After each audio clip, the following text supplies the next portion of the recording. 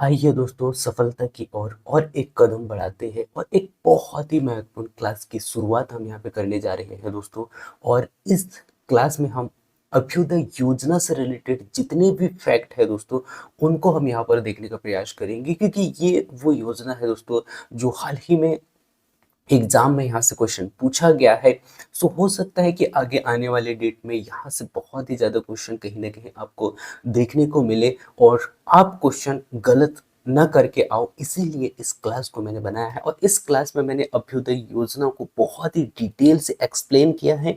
साथ ही साथ मैंने कुछ क्वेश्चन आपके सामने रखने का प्रयास मैंने यहाँ पे किया है, जिससे कि आप उन क्वेश्चनों के माध्यम से इस टॉपिक को और भी अच्छा से समझ सकते हो दोस्तों। और जिनका महिला पर्यवेक्षक का एग्जाम है उनके लिए तो बहुत ही वेरी वेरी इंपॉर्टेंट टॉपिक हो जाता है दोस्तों, क्योंकि आप बीते दिनों से आप देख रहे होंगे दोस्तों जो एग्जाम में पूछे जा रहे हैं क्वेश्चन, वो कहीं ना कहीं पिछले बार या फिर हम कह सकते हैं कि पहले जो पूछा गया था वही टॉपिक से क्वेश्चन पूछ रहे हैं। सो लगातार ये क्रम चलते जा रहा है। सो यहाँ पे हम कह सकते हैं कि अभ्युदय योजना से आगे आने वाले डेट यानी कि 2 या 3 दिन तो लगातार यहाँ से क्वेश्चन पूछेंगे, लेकिन क्वेश्चन सेम नहीं रहेगा, क्वेश्चनों को घुमा फिरा के आपसे पूछा जाएगा। तो यहाँ पे आपका फर्ज बनता है दोस्तों कि आपका कॉन्सेप्ट क्लियर करना है, ठीक है। यानी कि आपको कॉन्सेप्ट क्लियर करते हुए इस योजना को यहाँ पर पढ़ना होगा। और यहाँ पे मैं वही प्रयास करूंगा, जितना आपसे पूछा जा रहा है वो पूरा पूरा फैक्ट में मैं यहाँ पे बताने का प्रयास करूंगा, जिससे कि आपका कॉन्सेप्ट क्लियर हो और आप क्वेश्चनों को गलत करके ना आए, ठीक है। सो आइए दोस्तों बिना समय गवाए हम इस टॉपिक को समझते हैं और इसके क्वेश्चनों को बटोरने का प्रयास हम यहाँ पर करते हैं, ठीक है। सो हम यदि बात करें दोस्तों इस योजना की जिसका नाम है अभ्युदय योजना, और खासकर ये योजना को लाने का उद्देश्य क्या रहा और इससे क्या फायदा रहा, और साथ ही साथ इस योजना के तहत किन किन लोगों को या फिर किस वर्ग को कहीं ना कहीं हम कह सकते हैं कि फायदा पहुंच रहा है, ये पूरा फैक्ट मैं आपको यहाँ पर बताने का प्रयास करूंगा। साथ ही साथ हम एक एक क्वेश्चन भी देखेंगे कि किस प्रकार से क्वेश्चन पूछे जा रहे हैं और कैसे क्वेश्चन पूछे जा सकते हैं, ठीक है। सो यदि हम बात करें दोस्तों अभ्युदय योजना के उद्देश्य की ये क्यों लाया गया, सो ये खासकर जो है बुनियादी सुविधाएं उपलब्ध कराने के लिए, साथ ही साथ आर्थिक विकास को सुनिश्चित करने के लिए, जो कि ऐसे वर्ग आते हैं जो सामुदायिक क्षेत्र पर या फिर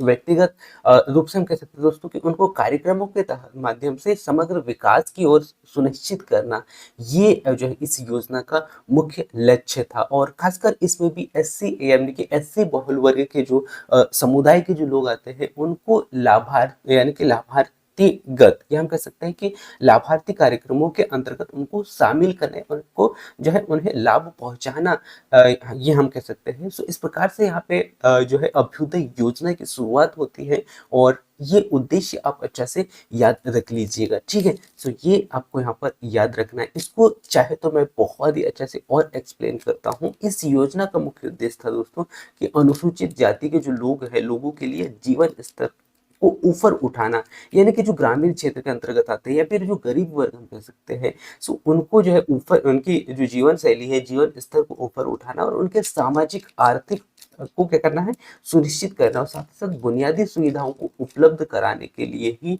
यह योजना आया था। और यह योजना एससी बहुल क्षेत्र के जो समुदाय या समुदाय और व्यक्तिगत लाभार्थी कार्यक्रमों के अंतर्गत या फिर इनके माध्यम से समग्र विकास सुनिश्चित करने के लिए इस योजना की यहाँ पर शुरुआत होती है। सो इस प्रकार से यहाँ पे अभ्युदय योजना का आरंभ होता है दोस्तों।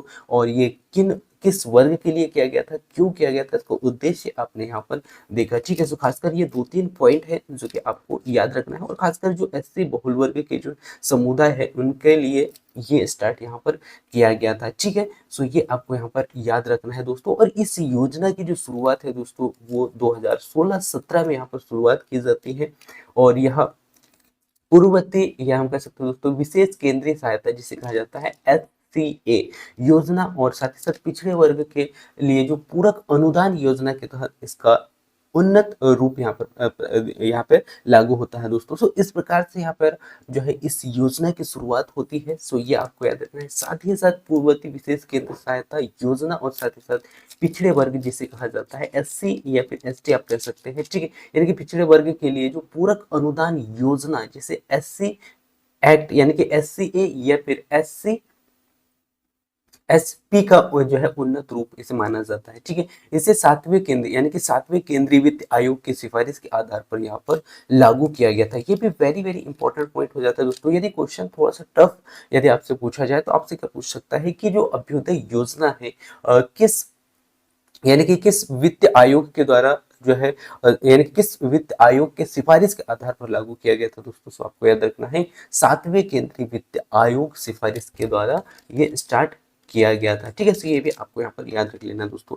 और खासकर मैं उन पॉइंटों को ज्यादा हाईलाइट करूंगा दोस्तों जहां से क्वेश्चन बनने की संभावना बहुत अधिक हो जाती है, और आप सभी के लिए जो भी क्लासेस में लेके आता हूँ वो बहुत ही फिल्टर करके लाता हूँ, जिससे कि आपका समय बचे और साथ ही साथ जो आपको चाहिए वो फैक्ट देखने को मिले। ठीक है, सो ये भी क्लास उसी प्रकार से है और एक एक पॉइंट बहुत ही इंपॉर्टेंट है दोस्तों। इसके बाद में हम देखते हैं दोस्तों योजना के प्रमुख घटक कौन कौन से हैं और इसका क्या ढांचा है, यानी कि इस योजना के प्रमुख घटक कौन कौन से है उस पर हम नजर डालते हैं। ठीक है, सो पहला जो ढांचा हमें देखने को मिलेगा दोस्तों वो देखने को मिलेगा बुनियादी ढांचा का विकास, यानी कि जो अनुसूचित जाति है दोस्तों, जो बहुल वर्ग के अंतर्गत आते हैं, या हम कह सकते हैं जो गांव में रहते हैं या फिर कस्बों में रहते हैं या फिर जो है गरीब वर्ग के अंतर्गत आते हैं, उनके लिए सड़कें, नालियां, जल आपूर्ति, स्कूल की जो सुविधा है ताकि बच्चों को शिक्षित कर सके, साथ ही साथ स्वस्थ और केंद्रीय समुदाय जैसे अस्पताल हो गए या फिर जो स्वास्थ्य संबंधित जो सुविधाएं हैं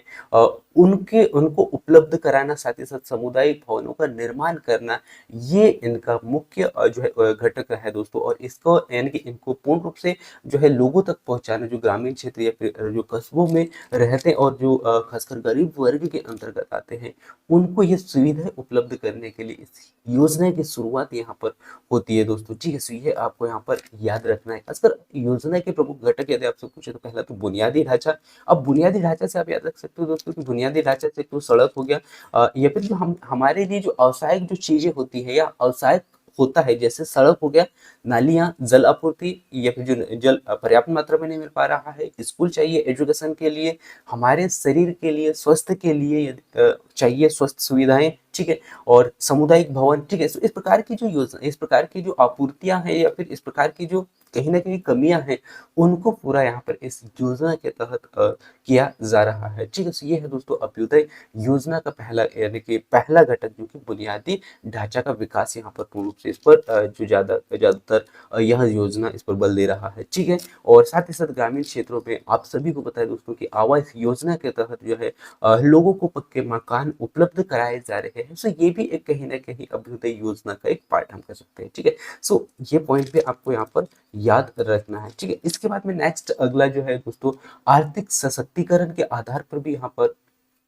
कहीं ना कहीं इस योजना के तहत लोगों को जो है लाभ मिल रहा है। जैसे कि आप सभी को पता है दोस्तों कि जो स्वरोजगार के अंतर्गत जो कौशल विकास कार्यक्रम आजकल जो चलाया जा रहा है भारत सरकार के द्वारा, इसके माध्यम से जो अनुसूचित जाति के जो लोग हैं, या हम कह सकते हैं कि इस वर्ग के अंतर्गत आने वाले जो लोग हैं वो आत्मनिर्भर बन सके, इसके लिए भी जो है भारत सरकार इस योजना के तहत लोगों के लिए काम कर रही है और कहीं ना कहीं रोजगार के अवसर यहाँ पर उपलब्ध करा रही है। और कौशल विकास प्रशिक्षण के तहत लोगों को प्रशिक्षित करने का कार्य यहाँ पर किया जाता है, जिससे कि वो बिजनेस स्टार्ट कर सके और साथ ही साथ अपने व्यवसाय को बढ़ा सके। ठीक है, सो ये जो है इसके लिए भी भारत सरकार ने इसके यानी कि इस योजना के तहत कुछ ऋण उपलब्ध करवाया है, जो कि बहुत ही कम ब्याज दरों पर। सो ये सेकंड पॉइंट आपका याद रखना है। इसके बाद में कृषि एवं पशुपालन से जुड़े जो लोग होते हैं उनको प्रशिक्षित किया यहाँ पर जाता है, और साथ ही साथ बहुत सारी ऐसी धनराशि उपलब्ध कराई जाती है ऋण के माध्यम से, जिससे कि वो अपना व्यवसाय खोल सके। ठीक है,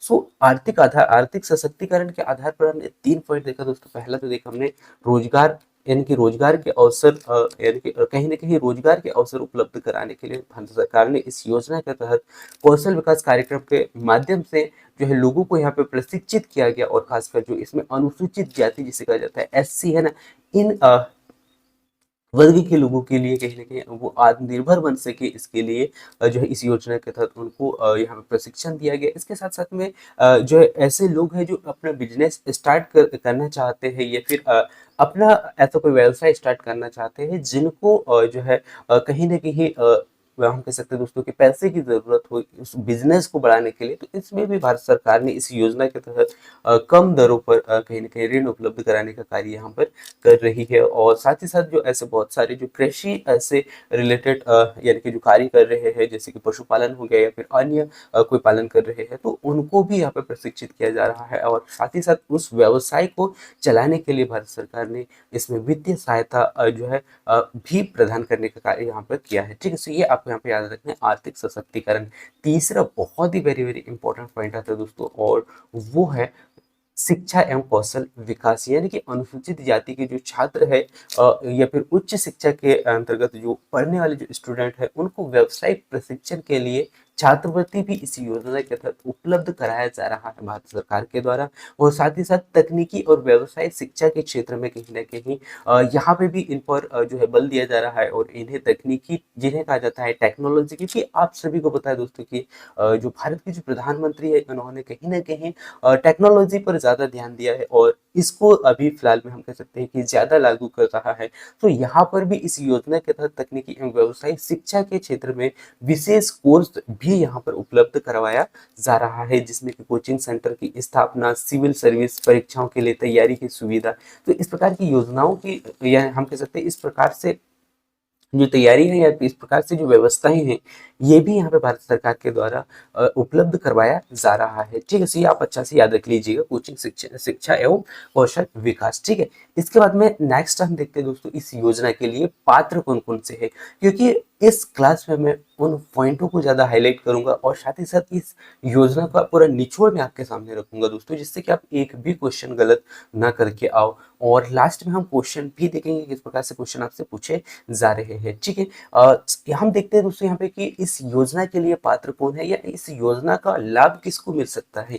तो इसके लिए सबसे पहला और वेरी वेरी इंपॉर्टेंट पॉइंट है दोस्तों, वो होना चाहिए भारत का नागरिक। ठीक है, इसके बाद में जो व्यक्ति है वो होना चाहिए अनुसूचित जाति, यानी कि एससी वर्ग का होना चाहिए। ठीक है, न कि एसटी ना ओबीसी। ठीक है, तो इनको यहाँ पर पात्र यानी कि पात्र नहीं माना जाएगा। ठीक है, यानी कि केवल यहाँ पर एससी समुदाय के लोगों को पात्रता उपलब्ध होगा। ठीक है, इसके बाद में इस योजना का जो लाभ है दोस्तों, वो खासकर समुदाय यानी कि सामूहिक और व्यक्तिगत दोनों रूप से उपलब्ध है। ठीक है, तो ये आपको याद रखना है। यानी कि मैं ये कह सकता हूँ कि इस योजना का जो फायदा है, या इस योजना का जो मुख्य लाभ है दोस्तों, वो एक व्यक्ति को भी या फिर समुदाय में रहने वाले बहुत सारे जो ग्रामीण क्षेत्रों में आप देखते हो कि समुदाय यानी कि एक समूह बनाया जाता है, उनके बाद में उनको ऋण उपलब्ध कराया जाता है, या फिर कोई व्यवसाय के लिए उनको तैयार किया जाता है, प्रशिक्षण दिया जाता है। तो कहीं ना कहीं ये एक व्यक्ति के लिए भी है, और हम कह सकते हैं कि समुदाय के लिए, दोनों के लिए है। ठीक है, तो ये आपको याद रखना है। और इसमें राज्य सरकार और जिला प्रशासन योजनाओं में लागू होने वाले जो जो जिम्मेदारियां हैं,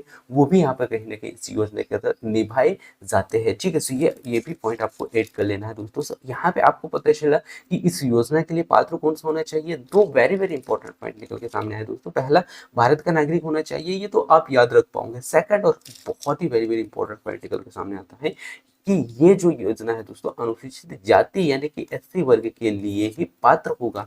दूसरा तीसरा आप याद रख सकते हैं यहाँ पे कि इस योजना का जो लाभ है, खासकर समूह यानी कि सामूहिक रूप से भी ले सकते हैं, और व्यक्तिगत यानी कि कोई एक अकेला व्यक्ति है तो वो भी इस योजना का फायदा ले सकता है, और अपने व्यवसाय को चला सकता है, और कम जो है ब्याज दर पे कहीं न कहीं यहाँ से जो है ऋण उपलब्ध उसको हो जाएगा। ठीक है, तो ये आप अच्छा से देख लीजिएगा दोस्तों। और इस योजना का क्रियान्वयन की ओर लेके चलता हूँ, और क्या प्रक्रिया है वो हम यहाँ पर देखते हैं दोस्तों। जिला स्तर पर प्रशासनिक इकाई जो है दोस्तों, इकाइयाँ इस योजना के अंतर्गत विभिन्न विकास कार्य यानी कि विकास कार्यों की पहचान यहाँ पर करती है दोस्तों, और साथ ही साथ केंद्र और राज्य सरकार द्वारा वित्तीय पोषित योजनाओं को भी यहाँ पर मंजूरी दी जाती है, और स्वतंत्र एजेंसियों को यानी कि स्वतंत्र एजेंसियों के माध्यम से कार्यों की निगरानी यहाँ पर की जाती है। इस प्रकार से इस योजना को यहाँ पर पूर्ण रूप से लागू किया जाता है, और इस योजना का जो कहीं ना कहीं हम कह सकते हैं क्रियान्वयन जो है दोस्तों, इस प्रकार से यहाँ पर किया जा रहा है। ठीक है, सो आपसे पूछा जा सकता है कि इस योजना का क्रियान्वयन जो है खासकर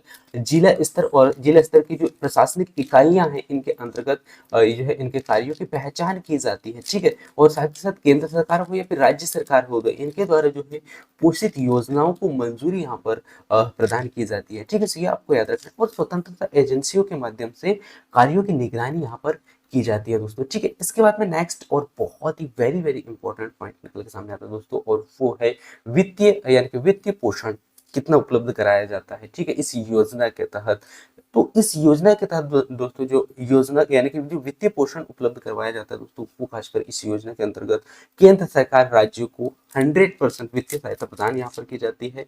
और कुछ ऐसे राज्य हैं दोस्तों जहाँ पे राज्य सरकारें भी आंशिक वित्तीय सहायता जो है यहाँ पर उपलब्ध कराता है। ठीक है, तो पहला तो हमने देखा है यहाँ पे सेंट्रल गवर्नमेंट यानी कि सेंट्रल गवर्नमेंट यहाँ पे 100% वित्तीय सहायता प्रदान करती है। ठीक है, और इसके बाद में जो स्टेट गवर्नमेंट है दोस्तों, वो यहाँ पर जो है अपने अलग अलग स्टेटों के आधार पर जो है यहाँ पे आंशिक वित्तीय सहायता प्रदान करने का कार्य करते हैं। ठीक है, इसके बाद में नेक्स्ट अगला है दोस्तों, प्रत्येक वर्ष इस योजना के लिए केंद्र सरकार द्वारा हजारों, हम कह सकते हैं दोस्तों, या फिर करोड़ों रुपए का बजट कहीं ना कहीं निर्धारित किया जाता है। ठीक है, तो ये आप अच्छे से याद रख लीजिएगा। ये तो नहीं पूछेगा, लेकिन आपसे ये पूछ सकता है पहला वेरी वेरी इंपॉर्टेंट पॉइंट कि भारत सरकार के द्वारा जो है अभ्युदय योजना के तहत जो है कितने यानी कि केंद्र सरकार जो है कितने राज्यों में कितना प्रतिशत वित्तीय सहायता प्रदान करती है, तो वो 100% करती है। और कुछ राज्य ऐसे हैं दोस्तों जो कि आंशिक वित्तीय सहायता यानी कि अतिरिक्त वित्तीय सहायता भी यहाँ पर उपलब्ध कराने का कार्य करती है। ठीक है, और इस योजना से रिलेटेड कुछ महत्वपूर्ण फैक्ट मैं आपके सामने रखता हूँ दोस्तों, जहां से क्वेश्चन बनने की संभावना बहुत अधिक हो जाती है, और वो है दोस्तों अनुसूचित जाति समुदाय का समग्र विकास जो है ये करना इस योजना का मुख्य उद्देश्य है। और साथ ही साथ इसमें भी शिक्षा के क्षेत्र में अवसर लोगों को मिले और शिक्षित लोग हो, साथ ही साथ स्वास्थ्य की सुविधाएं मिले और आजीविका के लिए अवसर मिले, जैसे कि बेरोजगारी है कहीं ना कहीं, इसको कम किया जाए। और इसको कम करने के लिए भारत सरकार ने इस योजना के तहत भी विभिन्न कौशल प्रशिक्षण कार्यक्रम चला रखा है, जिससे रोजगार के जो अवसर है कहीं ना कहीं मिल सके, और साथ ही साथ आप देख पा रहे होंगे कि रोजगार के नए संसाधनों का सृजन कर सके। इसके लिए भारत सरकार ने जो है बहुत कम ऋण यानी कि ऋणों में यहाँ पे जो है लोगों को जो है हम कह सकते हैं दोस्तों कि धन उपलब्ध करवाया जा रहा है, जिससे कि वे अपने व्यवसाय को चला सके। ठीक है, साथ ही साथ सामुदायिक भेदभाव को कहने की इस योजना के तहत कम किया जा रहा है। ठीक है, तो ये कुछ महत्वपूर्ण पॉइंट थे दोस्तों जो कि आपको याद रखना है। ठीक है, और ये तथ्य पे आप याद रख लीजिए कि इस योजना का जो मुख्य उद्देश्य खासकर जो SC वर्ग के अंतर्गत आने वाले जो लोग हैं उनको यहाँ पर सुविधा उपलब्ध कराने के लिए ब्लॉक स्तर या फिर जिला स्तर या फिर हम कह सकते हैं राज्य स्तर पर इसके कार्यक्रम यहाँ पे चलाए जा रहे हैं। और प्रधानमंत्री अनुसूचित जाति अभ्युदय योजना का जो प्रभाव है दोस्तों, कहा सीधे SC वर्ग के समुदाय के जो लोग हैं उनको यहाँ पर मिल रहा है। ठीक है, सो ये आप दोनों अच्छा से याद रख लीजिएगा दोस्तों। सो यहाँ पे हमने अभ्युदय योजना का पूरा निचोड़ देखा दोस्तों, और मैं उम्मीद करता हूँ कि आपने इस योजना को बहुत ही अच्छा से समझा होगा। हो सकता है कि आगे आने वाले डेट पे यहाँ से बहुत सारे क्वेश्चन देखने को मिले, तो आप गलत करके नहीं होंगे। और अब हम चलते दोस्तों उस पढ़ाव की ओर, और हम यहाँ पे समझने का प्रयास करेंगे क्वेश्चनों को कि किस प्रकार से क्वेश्चन पूछे जाते हैं।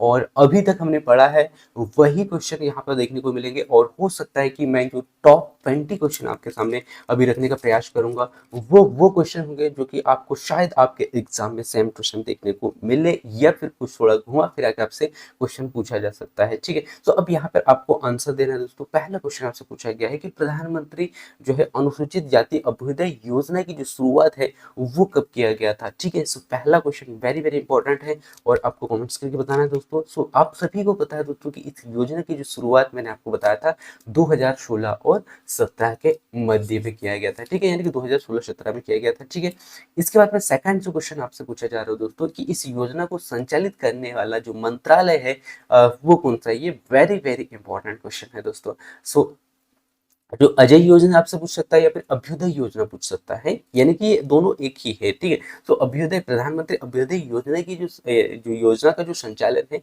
वो कौन सा मंत्रालय करता है। सो आपको सभी को पता है दोस्तों कि इसका जो संचालन है सामाजिक न्याय और अधिकारिता मंत्रालय के द्वारा किया जाता है। ठीक है, सो ये भी मैंने आपको यहाँ पे बताया है। ठीक है, सो ये आपको यहाँ पर याद रखना है, क्योंकि बहुत बार क्या होता है दोस्तों कि हम कॉन्सेप्ट या क्लियर भी कर लेते हैं, या फिर हम पूरा पूरा पढ़ भी लेते हैं, लेकिन हम क्वेश्चनों को अच्छा से देखते नहीं है ना, या फिर हम प्रैक्टिस नहीं करते, तो कहीं ना कहीं हमारे पास में यानी कि हमारे जो हम बहुत ही ज्यादा कंफ्यूज रहते हैं, और कहीं ना कहीं हम सोचते हैं कि यार ये ऑप्शन सही होगा, ये ऑप्शन सही होगा, और तीन या दो ऑप्शन ऐसे होंगे जो कि आपको सही ही लगेंगे। तो उसमें से एक ऑप्शन हो सकता है कि आपको लगे यार कि ये तो आंसर नहीं होना चाहिए, और तीन या दो ऑप्शन ऐसे होते हैं कि ये होना ही चाहिए, ये दोनों है। अब वो कौन सा ज्यादा, यानी कि कौन सा ज्यादा हम कह सकते हैं कि ये सही होगा या कौन सा कम होगा, ये डिसाइड करना हमारे लिए थोड़ा सा बहुत मुश्किल हो जाता है, ठीक है। तो ऐसे मुश्किलों का सामना करने के लिए आपको खासकर प्रैक्टिस ज्यादा से ज्यादा करना चाहिए और क्वेश्चन लगाना बहुत ही जरूरी हो जाता है। यदि हम बात करें दोस्तों इस क्वेश्चन की, सो इस योजना का जो खासकर जो शुरुआत है दोस्तों, वो ये हम कह सकते हैं दोस्तों कि विकास के लिए शुरू शुरू किया गया था। किसके लिए किया गया था दोस्तों? तो ये किया गया था दोस्तों खासकर जो अनुसूचित जाति है, यानी क्या कह सकते हैं कि एससी वर्ग के जो लोग हैं उनके विकास के लिए ये शुरू किया गया था, ठीक है। यानी कि अभ्युदय योजना किस समुदाय के लिए शुरू किया गया था? तो आपको याद रखना है अनुसूचित जाति, ठीक है, जो कि मैंने आपको यहाँ पर बता दिया था, ठीक है। इसके बाद में नेक्स्ट अगला क्वेश्चन है दोस्तों कि प्रधानमंत्री अनुसूचित जाति अभ्युदय योजना का मुख्य उद्देश्य आपसे यदि पूछे तो आपको याद रखना है कि शिक्षा को बढ़ावा देना, जी हाँ बिल्कुल, आर्थिक सशक्तिकरण को बढ़ावा देना, इस पे भी कार्य किया इस योजना के तहत भारत सरकार ने। इसके बाद में जो है बुनियादी ढांचों का विकास करना। तो इस प्रकार से यदि हम देखें दोस्तों तो इस क्वेश्चन का राइट आंसर क्या होगा? सभी होगा, ठीक है। इसके बाद में नेक्स्ट अगला क्वेश्चन है इस योजना के तहत वित्तीय पोषण का जो है पैटर्न क्या है, ये आपसे पूछ सकता है दोस्तों। सो आप सभी को पता है दोस्तों कि यहाँ पर भारत सरकार कितना देता है और स्टेट गवर्नमेंट कितना देता है, क्योंकि कुछ समय पहले ही मैंने आपको यहाँ पर बताया था, ठीक है। तो यदि आप देखें दोस्तों यहाँ पे आपको बताया था मैंने कि जो स्टेट गवर्नमेंट है यानी कि केंद्र सरकार है, यहाँ पे 100% जो है वित्तीय पोषण सहायता यहाँ पर प्रदान करती है। और इसके अतिरिक्त स्टेट जो है अपने हिसाब से जो है अलग अलग जो वित्तीय जो है सहायता यहाँ पर प्रदान करती है, ठीक है। सो ये आप अच्छे से देख लीजिएगा। इसके बाद में योजना के अंतर्गत कौन से क्षेत्र प्राथमिकता में आते हैं, यानी कि इस योजना के अंतर्गत किसको पात्रता या इसके अंतर्गत जो है प्राथमिकता दी जाती है? क्या वो शहरी होना चाहिए, फिर ग्रामीण एससी बहुल क्षेत्र होना चाहिए, औद्योगिक क्षेत्र होना चाहिए, या फिर केवल मेट्रो? तो यहाँ पे केवल मेट्रो की बात यहाँ पर नहीं हो रही थी, ना ही औद्योगिक क्षेत्र की बात हो रही थी, बल्कि यहाँ पर बात हुआ था दोस्तों ग्रामीण एससी, जो कि एससी वर्ग के अंतर्गत आने वाले जो गरीब वर्ग है, जो अशिक्षित हम कह सकते हैं दोस्तों, या फिर कहीं ना कहीं बेरोजगार के अवसर ढूंढ रहे हैं, उनके लिए इस योजना की जो है शुरुआत यहाँ पर होती है दोस्तों, ठीक है। यानी कि उनको प्राथमिकता यहाँ पर दी जाती है। और इस योजना में कौन लाभ नहीं ले सकता है? अब यहाँ पे क्वेश्चन थोड़ा सा आपको घुमा के पूछ सकता है, ठीक है, क्योंकि क्वेश्चन करने से हमें ये नहीं पता होता दोस्तों कि क्वेश्चन ऐसा ही पूछा जाएगा। क्वेश्चनों को हल करने से हमें ये पता चलता है कि हाँ इस प्रकार से भी क्वेश्चन पूछा जा सकता है, ठीक है। सो जो अभ्युदय योजना है दोस्तों, इसके लिए कौन लाभार्थी है ये पता होगा तो आप यहाँ से देख सकते हैं कि कौन नहीं है। यहाँ पे कौशल विकास, जी हाँ, क्योंकि इस योजना का मुख्य उद्देश्य था स्वरोजगार के अवसर उपलब्ध कराना, साथ ही साथ कृषि सब्सिडी क्या या फिर निजी कंपनियों को अनुदान देना। तो यहाँ पे आपने देखा दोस्तों कि कृषि के क्षेत्र में जो बहुत सारे जो व्यवसाय है उनको उनके लिए भी बहुत सारी सुविधाएं या फिर प्रशिक्षण यहाँ पे भारत सरकार ने इस योजना के तहत उपलब्ध करवाया था। और यदि हम बात करें तो निजी कंपनियों को अनुदान, क्योंकि निजी कंपनियां इतने सक्षम होते हैं कि वो खुद जो है अपने कार्य को कर सकते हैं, अपने बिजनेस को कर सकते हैं। तो यहाँ पे कहीं ना कहीं इस योजना का कोई फायदा यानी कि इस योजना का जो लाभ है वो यहाँ पर नहीं उपलब्ध करवाया जाता है, ठीक है। सो ये इस क्वेश्चन का गलत आंसर होगा दोस्तों, क्योंकि गलत ही आपसे पूछा गया था, ठीक है। इसके बाद में प्रधानमंत्री अनुसूचित जाति समुदाय योजना में जो स्वरोजगारों को किसके माध्यम से बढ़ावा दिया जाता है, ये आपसे क्वेश्चन पूछा गया दोस्तों। क्वेश्चन को मैं पुनः रिपीट करता हूँ। प्रधानमंत्री अनुसूचित जाति जिसे कहा जाता है एससी, है ना, इस समुदाय की यानी कि इस समुदाय योजना में स्वरोजगार को किसके माध्यम से बढ़ावा दिया जाता है? क्या ऋण उपलब्ध कराकर या फिर सब्सिडी उपलब्ध कराकर या प्रशिक्षण कार्यक्रमों के माध्यम से? तो आपने देखा दोस्तों कि यहाँ पे जो लोगों को जो स्वरोजगार के जो अवसर उपलब्ध करवाए जा रहे थे, तो ऋण के माध्यम से, जिससे कि व्यक्ति आगे जाके अपना व्यवसाय खोल सके, ठीक है। इसके बाद में सब्सिडी के माध्यम से भारत स्टेट गवर्नमेंट हो या फिर भारत सरकार यहाँ पे लोगों को जो है ऋण उपलब्ध करा रही है, साथ ही साथ सब्सिडी के माध्यम से भी उनको कुछ यहाँ पर धनराशि उपलब्ध करवा रही है, लाभ पहुंचा रहे हैं, जिससे कि व्यक्ति और अच्छा से व्यवसाय कर सके। और प्रशिक्षण यहाँ पर उपलब्ध कराया जा रहा है ताकि वे अलग अलग क्षेत्र में अपने स्वरोजगार के अवसर यहाँ पर देख सके और अपनी बेरोजगारी को कहीं ना कहीं कम कर सके और अपना जीवन यापन कर सके। सो इस प्रकार से यदि हम देखें दोस्तों, इस क्वेश्चन का राइट आंसर होगा उपरोक्त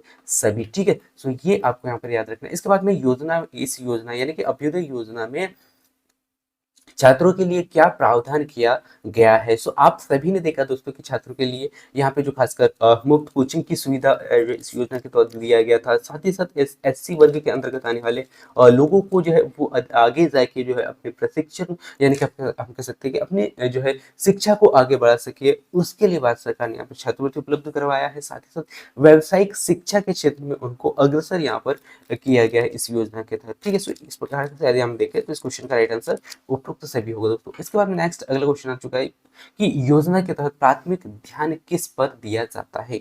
सो इस योजना का जो प्राथमिक ध्यान है दोस्तों वो किस पर टिका हुआ है, क्या बुनियादी ढांचे पर, आर्थिक विकास पर, या कौशल शिक्षा के क्षेत्र में। यदि आप देखें दोस्तों से ये सभी आएंगे। ठीक है, क्योंकि भारत सरकार ने इस योजना के तहत बुनियादी ढांचे, क्योंकि 3 पॉइंट हमने देखा था, तो बुनियादी ढांचा, आर्थिक विकास और शिक्षा का कौशल। ठीक है, तो ये तीनों पर कार्य कर रहा है भारत सरकार। ठीक है, इसके बाद में नेक्स्ट अगला योजना का जो मुख्य क्रियान्वयन है दोस्तों किस स्तर पर होता है। तो आपने देखा था दोस्तों कि राज्य स्तर पर भी होता है, जिला स्तर पर भी होता है, और कहीं ना कहीं खासकर यदि हम देखें दोस्तों क्रियान्वयन कैसे ये होता है दोस्तों जिला स्तर पर। ठीक है, सो ये आपको यहाँ पर याद रखना है। और सेंट्रल गवर्नमेंट या स्टेट गवर्नमेंट यहाँ पर वित्तीय सहायता प्रदान करने का कार्य करती है।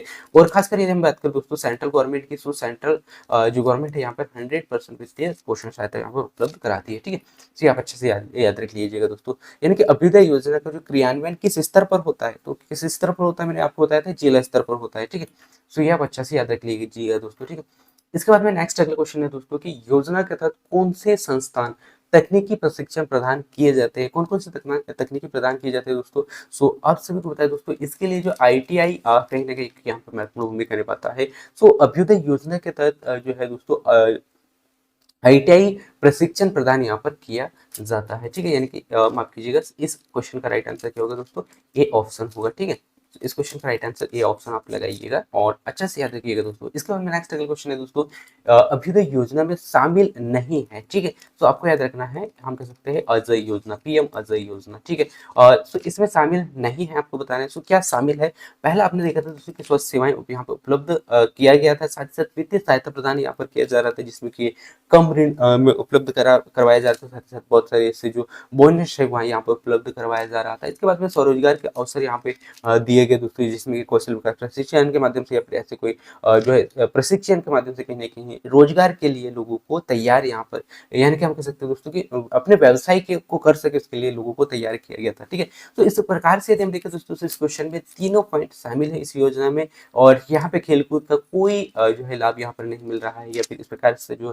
कोई प्रशिक्षण यहाँ पर नहीं दिया जा रहा है। जबकि इस क्वेश्चन का राइट आंसर जो आपसे पूछा गया था वो है दोस्तों सी ऑप्शन। ठीक है, इसके बाद में नेक्स्ट अगला क्वेश्चन है दोस्तों कि योजना का मुख्य फोकस किन व्यक्तियों पर था। तो आपने देखा था यहाँ पर SC समुदाय के लोगों पर। ठीक है, इसके बाद में नेक्स्ट अगले क्वेश्चन को बढ़ते हैं। योजना के अंतर्गत कौन सा प्रशिक्षण दिया जाता है, कंप्यूटर शिक्षा, सिलाई बुनियादी, या फिर कृषि तकनीकी। सो कौशल विकास प्रशिक्षण के तहत आप देख रहे हो दोस्तों कि वो चाहे कंप्यूटर से शिक्षा से रिलेटेड हो, या फिर सिलाई बुनियादी हो, या फिर कृषि तकनीकी हो, या फिर ऐसे बहुत सारे अनेक छोटे छोटे जो व्यवसाय है, या फिर बहुत सारे ऐसे व्यवसाय है जो लोग कर सकते हैं, उसके लिए भारत सरकार ने कौशल विकास प्रशिक्षण के तहत लोगों को यानी कि प्रशिक्षण यहाँ पर उपलब्ध करवाया जा रहा है। ठीक है, यानी कि करने का कार्य कर रहा है। जो कि इस योजना के तहत अभ्युदय योजना के तहत कंप्यूटर शिक्षण या फिर सिलाई यानी कि सिलाई या फिर हो गया कृषि तकनीकी, इस प्रकार के जो सभी कौशल विकास यानी कभी सभी प्रशिक्षण यहाँ पर उपलब्ध करवाए जा रहे हैं। ठीक है, सभी क्वेश्चन यानी कि सभी ऑप्शन होगा इस क्वेश्चन का राइट आंसर। ठीक है, इसके बाद में अभ्युदय योजना का जो लाभ लेने के लिए कौन आवेदन कर सकता है।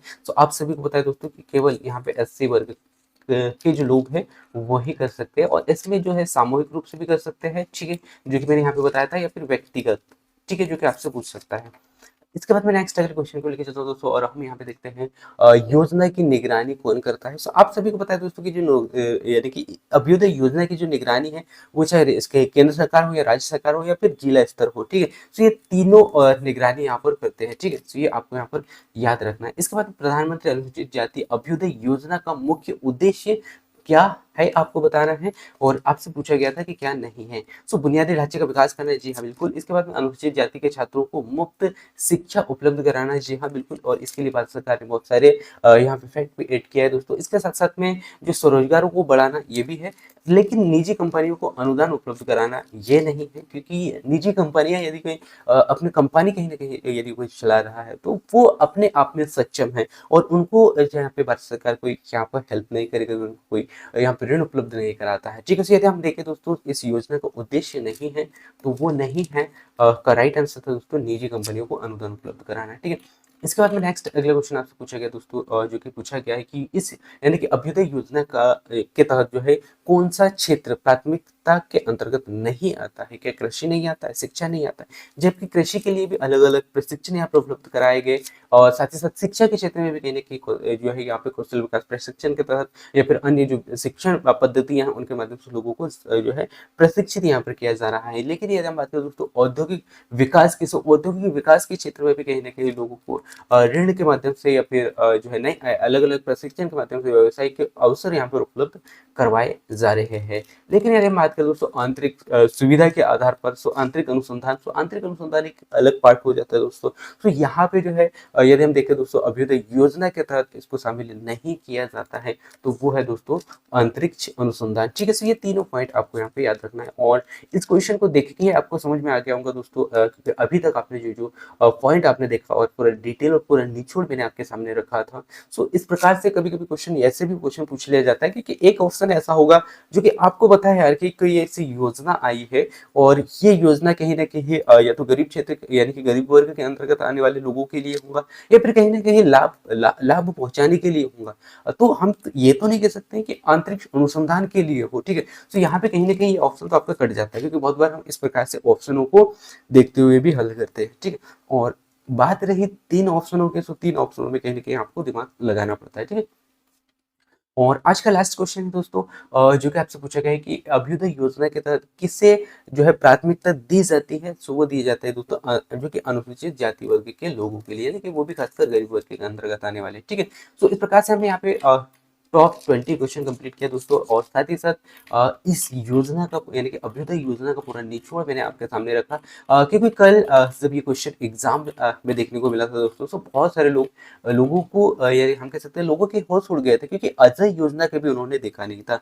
और ये वो योजना था जो अभी तक बहुत सारे जो कोचिंग संस्थानों में जो क्लासेस आप देखते होंगे दोस्तों वहाँ पे पढ़ाया नहीं गया था। लेकिन जब ये क्वेश्चन आ गया इसके बाद बहुत सारे लोगों को लगा यार कि ये कहीं ना कहीं ये बहुत ही महत्वपूर्ण टॉपिक हो सकता है और ऐसे ही जो योजनाएं हैं दोस्तों वो जो आपसे पूछे जा सकते हैं उन योजनाओं की और मैं आपको लेके जाऊंगा और वो योजना भी मैं बहुत अच्छे से एक्सप्लेन करूंगा और आगे आने वाले क्लासेस आपको ऐसे ही मिलते रहेंगे। ठीक है, सो ये क्लास आपको कैसा लगा ये आप जरूर बताइएगा दोस्तों और ऐसे ही क्लासेस देखने के लिए आप इस चैनल को सब्सक्राइब कर सकते हैं यदि चैनल में नए हो तो। और इस क्लास का कंप्लीट पीडीएफ आपको यानी कि टेलीग्राम चैनल पर मिल जाएगा दोस्तों, जिसका लिंक आपको इस वीडियो के डिस्क्रिप्शन में देखने को मिलेगा। ठीक है, सो वहाँ से आप डाउनलोड कर लीजिएगा या फिर हो सकता है कि मैं इसका पीडीएफ इसी वीडियो के डिस्क्रिप्शन में आपको उपलब्ध करवा दूँ। ठीक है, सो ये आप दोनों जगह देख लीजिएगा। ठीक है, so thank you for watching दोस्तों। ये क्लास आपको कैसा लगा ये आप जरूर बताइएगा क्योंकि ये ही मेरे लिए मोटिवेशन होता है और मैं ऐसे ही आप लोगों के लिए क्लासेस उपलब्ध कराने का कार्य करता हूँ। So thank you for watching, मिलते हैं नेक्स्ट अगले क्लास में। तब तक जय हिंद, वंदे मातरम। और जिनका भी आगे आने वाले डेट पे एग्जाम है बेस्ट ऑफ लक, आप अच्छे नंबरों से जो है एग्जाम को क्वालिफाई करें और कहीं ना कहीं आपके पेरेंट्स का नाम रोशन करें। So thank you for watching.